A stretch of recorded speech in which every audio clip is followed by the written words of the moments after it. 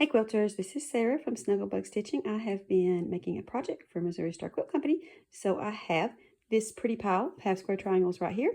These are 4 at a time half square triangles, and while I was making them, I thought about how some people don't like 4 at a time half square triangles. And compared to 2 at a time half square triangles or 8 at a time half square triangles, they all have their advantages and disadvantages. So I thought I would do a little head-to-head comparison and talk about why some people like them, some people don't, what the advantages and disadvantages are. And here I've got some more 4 at a time half square triangles for comparison and some 2 at a time half square triangles for comparison. Now just FYI, these half square triangles right here, this pile of half square triangles, these are all squared to the same size. This pile right here has been heavily starched. And this is the starch I use, heavy starch, just get it at the grocery store. So let's go into our comparison. So when I first started making half square triangles, 4 at a time was how I learned to make them. And so they never really caused me any problems. Started making them before I knew to be afraid of biased edges, which is one of the main reasons people don't like them. And so they just never really caused me any problems. But if you're not familiar with sewing, a biased edge means that the edges is part of the fabric that was cut on the diagonal, so it should technically be more stretchy. I said those never gave me any trouble. And another reason I've heard people say that they don't like the 4 at a time half square triangles is because they have a hard time getting them to come out big enough when they forbid them to trim them to whatever they're supposed to trim them to. And part of that could be that maybe the pattern you're using has the fabric requirements cut too close, or it could be that you're just not familiar with the technique. But starch actually helps with both the bias edges and them not coming out right. So let's do a little head-to-head comparison here. I've got some 4 at a time half square triangles and some 2 at a time half square triangles, and neither of these fabrics have been starched.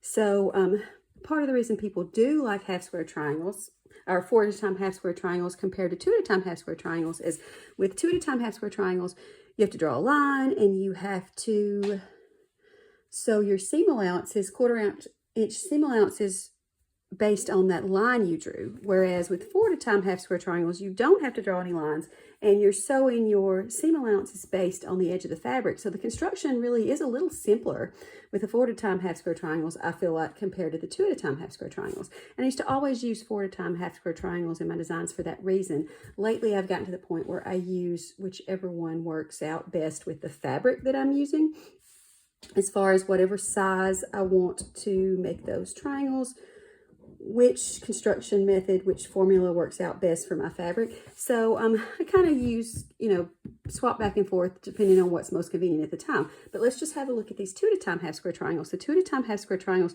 you're not going to have biased edges. So this shouldn't be as stretchy. So watch me here. So we got a little bit of stretch, but it's not too bad. Now here are the 4 at a time half square triangles, and let's see how much stretch that we have with those. So, and I kind of distorted that fabric a little bit when I stretched that. So that is a reason that a lot of people don't like 4 at a time half square triangles. And if that stretch bothers you when you go to sew them together, you have to be careful. It's likely to distort as you're sewing that together. So you might, if I were to sew this to something that didn't have bias edges, I'm sewing along and I might end up stretching that to where it's a little too big. So I can kind of see why people are scared of that.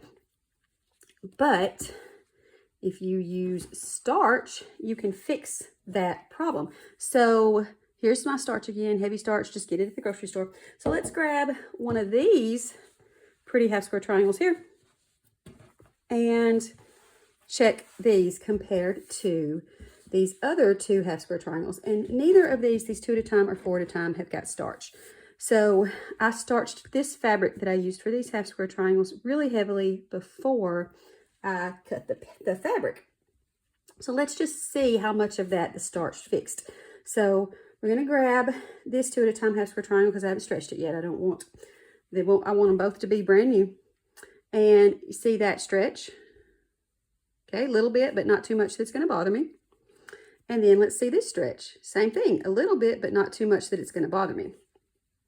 So let's take our 4 at a time half square triangle and do the same thing. This is the 4 at a time half square triangle that I've not starched.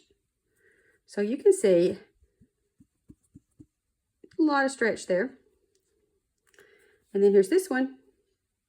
And that's not stretching nearly as much. So the starch is kind of going to fix those problems that you have normally with the 4 at a time half square triangles. And now this stretch you see is me stretching it on purpose. When you're sewing it together and you're being careful, you're not going to get near as much stretch regardless of what kind of triangles you use. So if you see a really cool design and you find out that it's 4 at a time half square triangles, I wouldn't avoid that design. Just starch your fabric a lot. One of the many benefits of starch.